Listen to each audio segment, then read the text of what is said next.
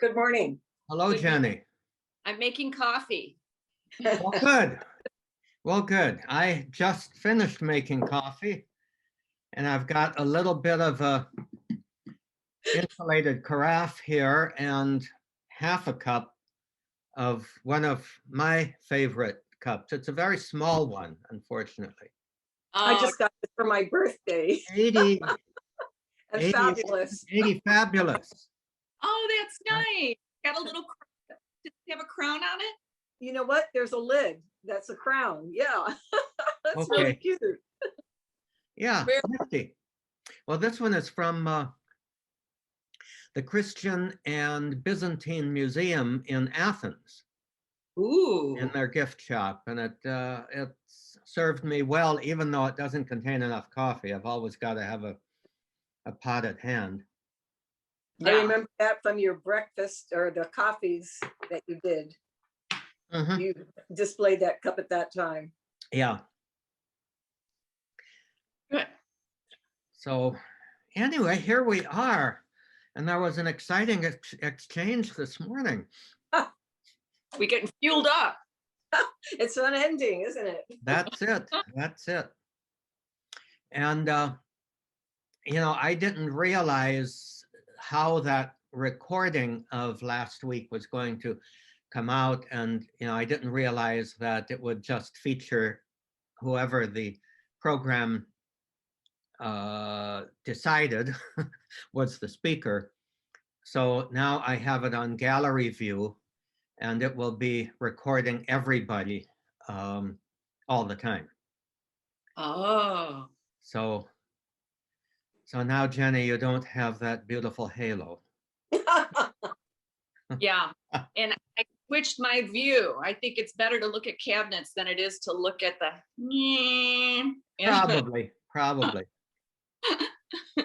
Probably. I enjoy the background of the one news that I watch. The only news I watch is PBS NewsHour, and the various regular people that they have on there. I try to look at the books on their bookcase and what's in the background. So they'll either have a bookcase or art, Yes. of some sort or another. And what's her name? The French name lady. She's a she's got a couch in the background with a cat on it, and of course the cat does his or her thing all the time. Yeah. Sometimes I pause it and try to see what's on their bookshelf. Mhm. I look, let's try to get usually it's something that they've written. So that's going to be right out there in front. Well, what's interesting is some of them, if they've just written a book, will have it displayed on every shelf on their bookcase, and it's sort of like, well, it's a little bit self-promoting. Uh-huh. Well, I didn't write any of these. Oh, okay. These are books from my book group. By the way, the piece of art behind me here is a watercolor by Elmer Carvalho. Remember Oh. Elmer Huh? from what's his wife's name is Cess. I think she is still with us. Elmer died Oh, yes. what, Okay. Yeah. 7, 8, 9 years ago of cancer. But I think he was originally, maybe both of them, originally from Hawaii. And he does a lot of Hawaiian scenes. And this one is where the lava is meeting the ocean. Huh. Kind of an abstract. Nice. She was on our pilgrimage, Father Tom, in 2006. Cess? I think I so. think she may have been. I think so. I think he may have just died, and that was part of her desire for healing. Oh. So,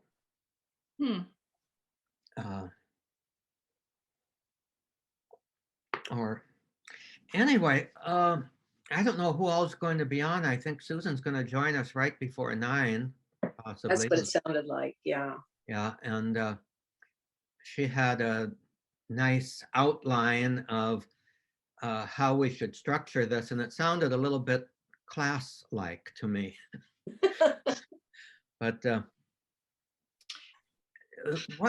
one of the things that I want to ask, at this point, do we want to get into the stuff that has political ramifications, even though they're something that's really, really very much on everybody's mind, because we have all suffered from and unfriended and been unfriended by various antagonists in this area, and there are some people that we may keep as friends that we would just love to have the satisfaction of unfriending.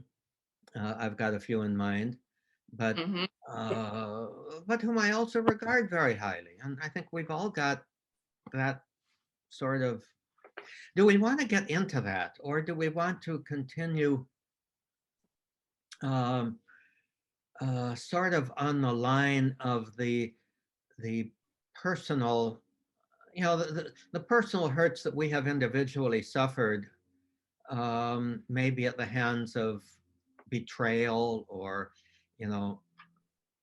those sorts of things that don't really directly come into this.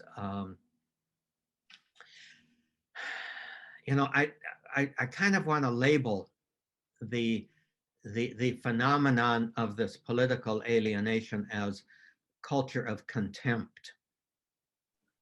I don't know, did I recommend Arthur Brooks to you before? His Love Your Enemies. And height. He's the one who is kind of labeled this as, a culture of contempt, where the manifestation of differences becomes very, very black and white, and ends up in mutual contempt. Whether each side of that would identify with themselves being contemptuous,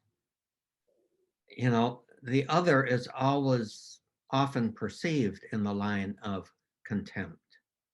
And I don't, do we want to get into this right now?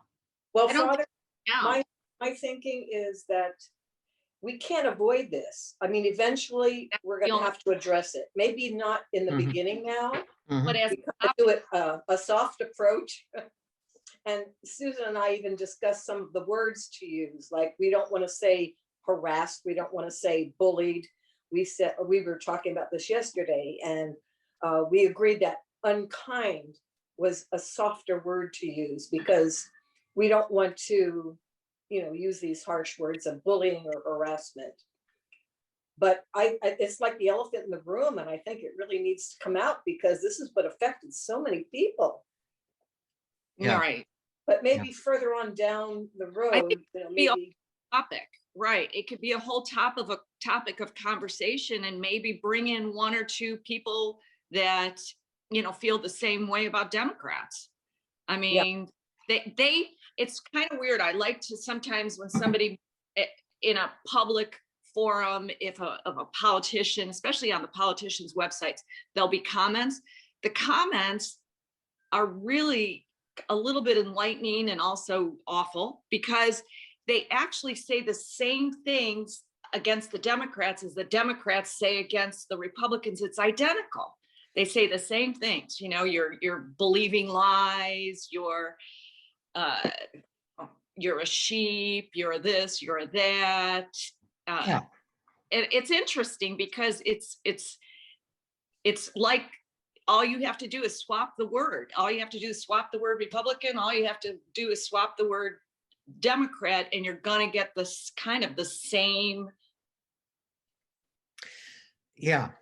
And where do you find truth? That's what we talked about. Where do you go to find the actual truth? Yeah. We talked about that yesterday. Yeah. Fact check. Well, one how of, do you fact check? yeah, but fact check, you go to certain websites, and let's face it, one of the most, I think, one of the most influential organizations in the intellectual area of this conservative hate, shall we say, Right. is the Federalist Society. And I get their newsletter every morning. Could you one of repeat that? There was a little interference. the Federalist, Federalist, and it is an organization of conservative scholars who seem to focus on Hillsdale College in Illinois. But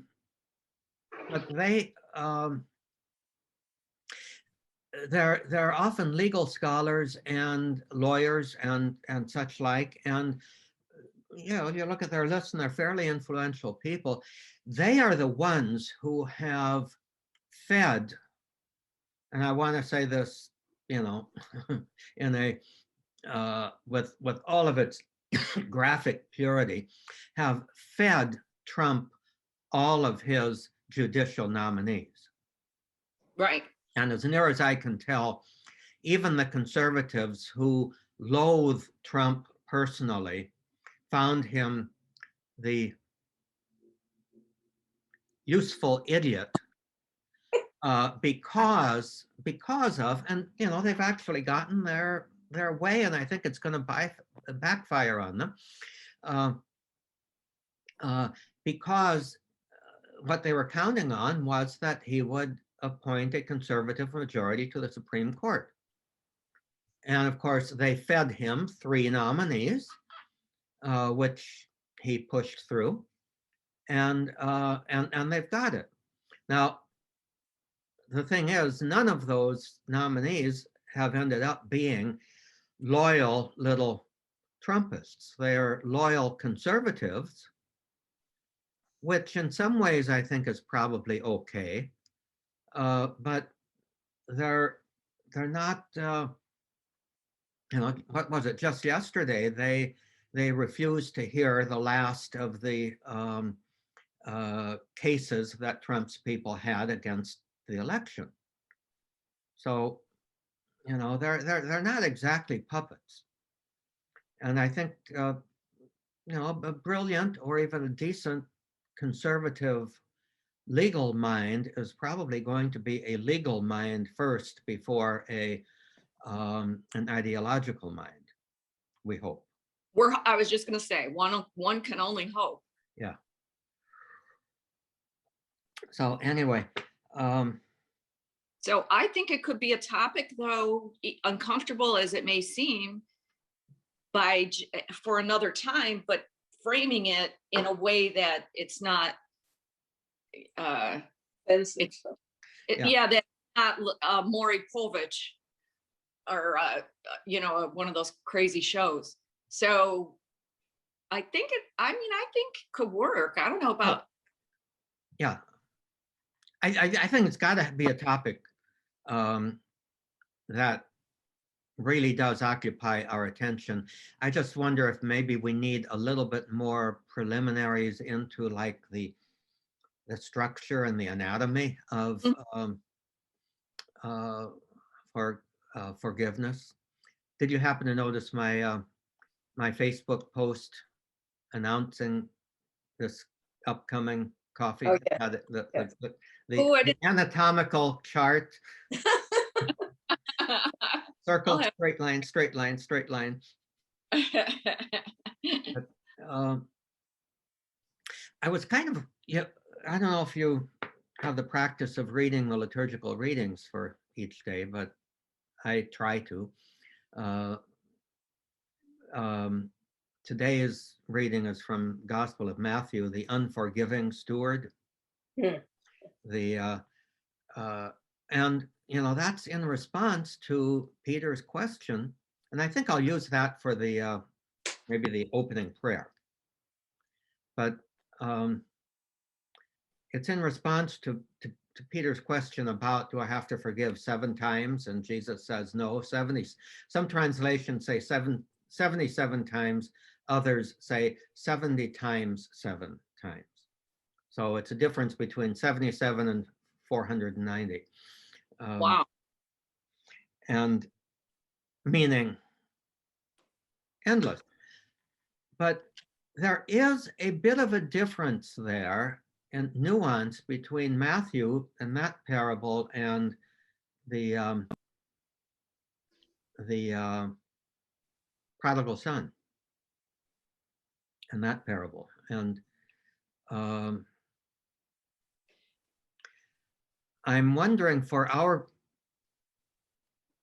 coffee time, Catholic coffee time purposes, if perhaps beginning with this Matthew parable, which is today's reading, and maybe commenting on it in the light of your own life, in the light of how, and possibly in the light of our own psychology, our way of getting into the mind, the brain, and the heart of the various characters in there, might be a good launching place. What do you think? Well, Father, you sent that definition, and then you said to take a look at the end where it says, is anything unforgivable? Uh-huh. So that kind of ties into that too. It does, and of course, that too is kind of a hot topic. It is. You know, especially when it comes to our judicial system, where we have, I think, confused justice with revenge an awful lot. Yeah. You did such a terrible thing that you deserve to have a terrible thing done to you. Mhm. And how do we address that? And I find a useful distinction to be between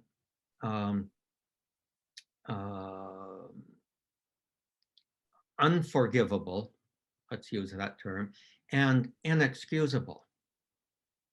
If we take, and maybe I should lead with this, if we take Jesus seriously, nothing is unforgivable. That was my thinking. Nothing. That's how I look at But it. a lot of things may very well be inexcusable. Exactly. And, you know, even the perpetrators of the Holocaust. I think if we are Christians, we have to say they are not, that is not unforgivable, but it certainly is inexcusable. Well, the one link was about, talked about 9/11 and the percentage of people who decided to forgive. I think it was like 42% eventually decided to forgive for what happened. Mhm. So, I mean, these are unforgivable offenses, and yet, in my feeling, I think everything is forgivable. That's just my thought. Not excusable. I won't excuse it, Yeah, but you have to forgive. but go ahead. Well, I was thinking of your prayer when I looked up path to forgiveness. So many articles were all the 7 steps to forgiveness. I find it interesting. Are you saying 70 or 77 and 7? Are you using did the prayer use the 7, or am I hearing that incorrectly? Well, the parable that Jesus speaks, when Peter asks, how many times must I forgive? 7 times? And Jesus says, no, not 7 times, but, so these are the words of Jesus, but the Greek is ambiguous. It could mean 7 times 70, or it could mean 7 plus 70. I see. Okay. Yeah. Or it could be 7 times 7 infinity, Well, right? yeah. 7 was, 7 was conceived as the perfect number, the number of completeness. Mhm. And so what Jesus is saying, you've got to go beyond the limitation even of perfection. So, Okay. I don't know, what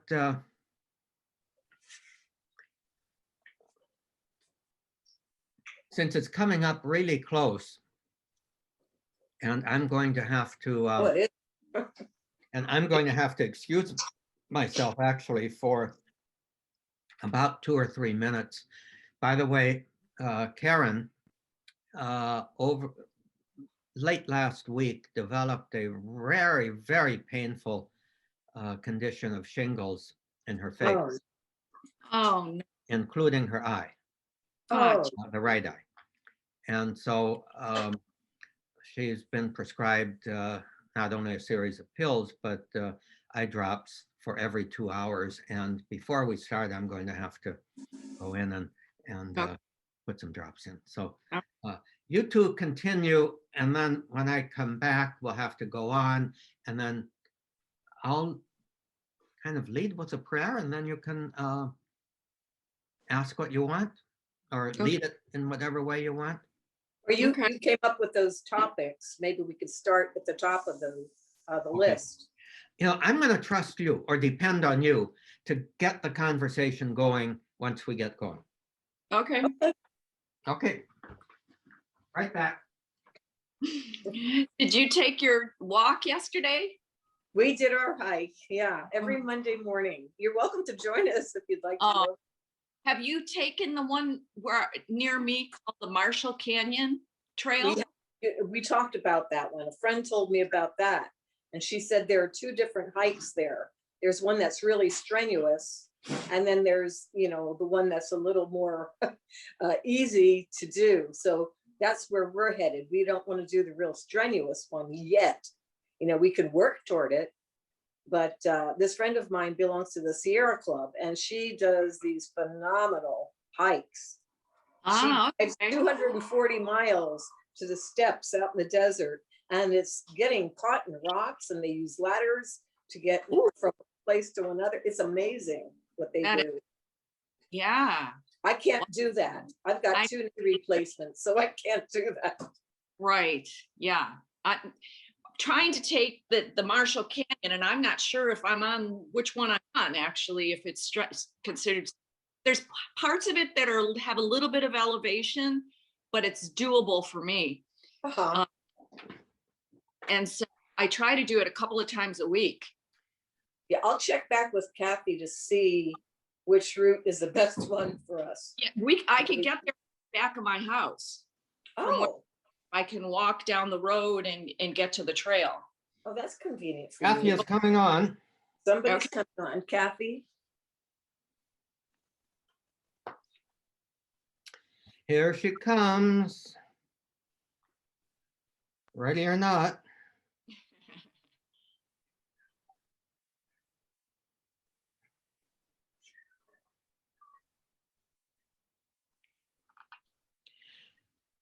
Yeah, the first topic there, Father, the relationship between forgiving and forgetting.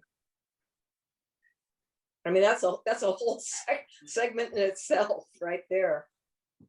Well, do you want to Ah, go into that? There is Kathy.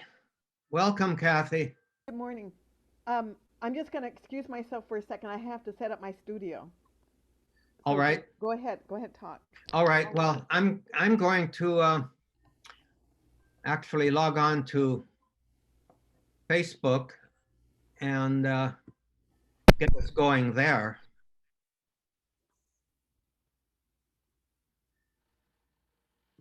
Actually, I think I'll log on from Zoom.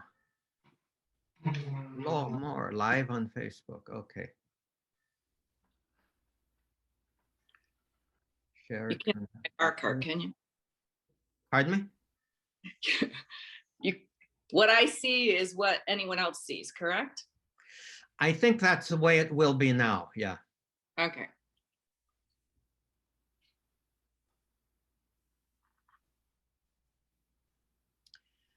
Okay, and now I think all I have to do is put go live. Add a title.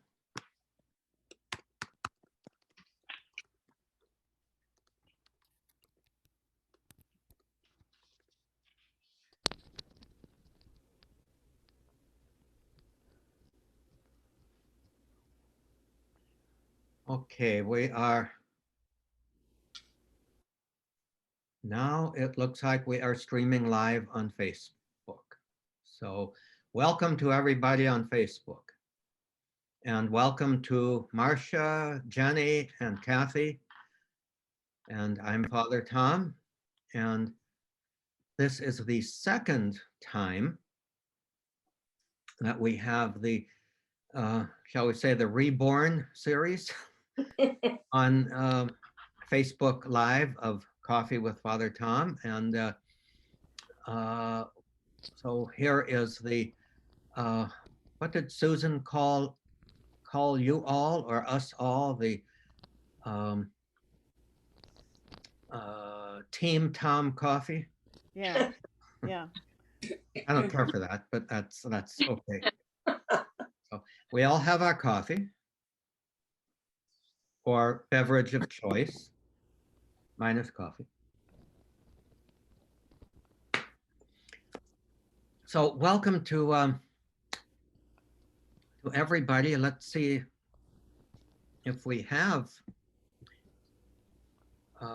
anybody yet on Facebook. We don't. Oh, no wonder. Darn it, it's private. Got to go public. Okay. Now, we're on Facebook. We're on Facebook Public, and welcome to everybody. And this is Father Tom and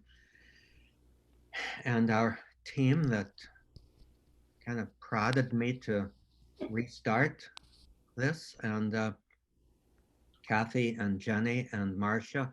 And we may be joined at some point by Susan, and Denise actually is, I guess, doing her prep for surgery. All right. Yeah. Thank you all. God bless you. And I'm going to go unlive now on Bye, everybody. on Facebook, which I've got to do through Zoom. Stop live stream. Goodbye to Facebook people. Bye. Bye. I And we are still, no, we're no longer live. That's right. Facebook is 15 seconds behind us. So what'd you think? here we are. Sure is a lot of stuff, isn't it? Stuff, A lot of stuff. a lot. And The it tip of the seems like, iceberg. we just take some little baby steps and the time is up. I know. But I still agree that 30 minutes is perfect.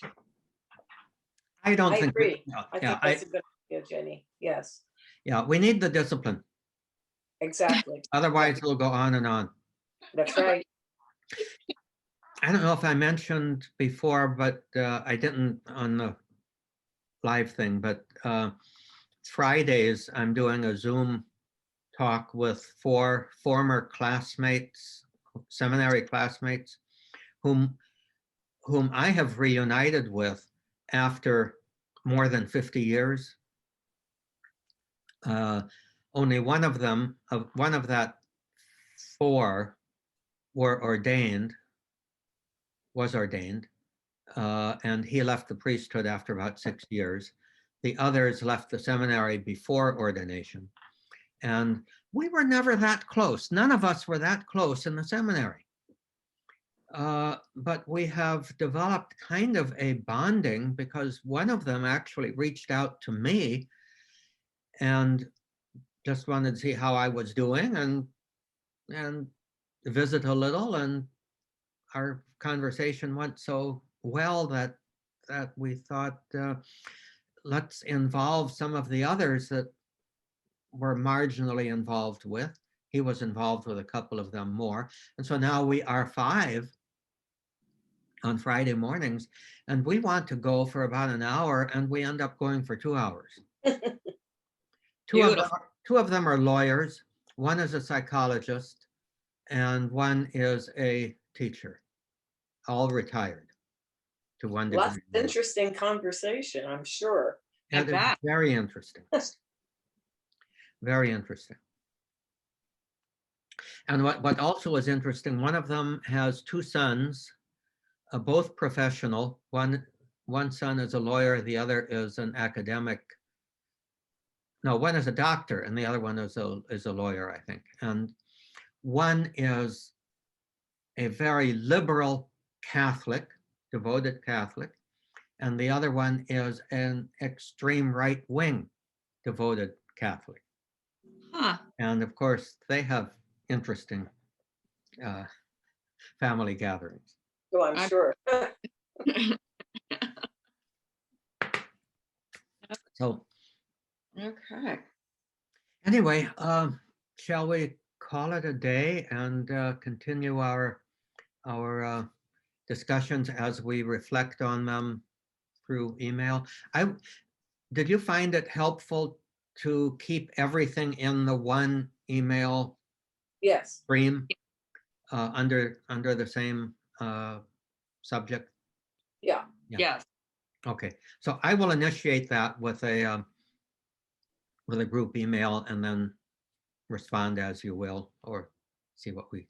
But one more thing, Father, before we leave, you had mentioned process last week, the process of forgiveness. So once again, I go to all these readings, and there are some processes that are comparable to the stages of grief, the Kubler-Ross's stages of grief, Mhm. and they're very similar. There, in some respects, there were 12 steps from one read that I did. There were 8 steps in another read that I did. And then I liked the one that was the most precise and concise. It came down to 4 stages, and pretty much like the stages of grief that Kubler-Ross described. The extreme anger and dealing with the anger and the hurt, and then kind of coming down and starting to look at both sides of the picture, looking at things from the person who hurt us and trying to put yourself in their position, looking through their eyes.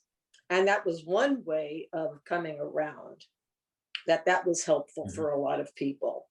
And then finally, after the negotiation, going back and forth, coming to terms, having the empathy and the understanding to see what was going on, leading to forgiveness.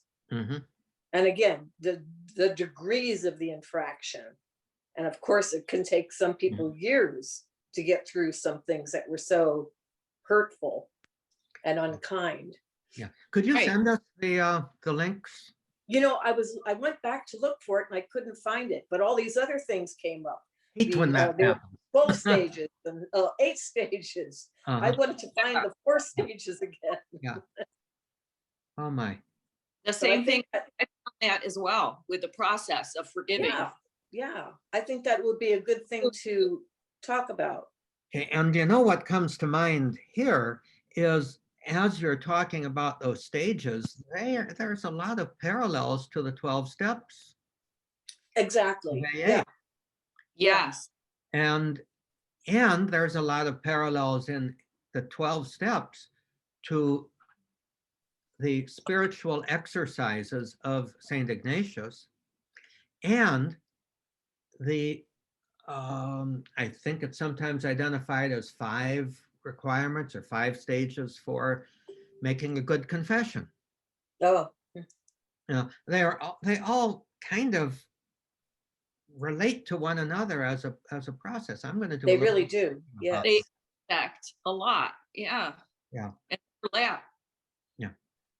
Yeah. Well, that might be a good launching point for next week. Let's see what happens. Okay. Sounds good.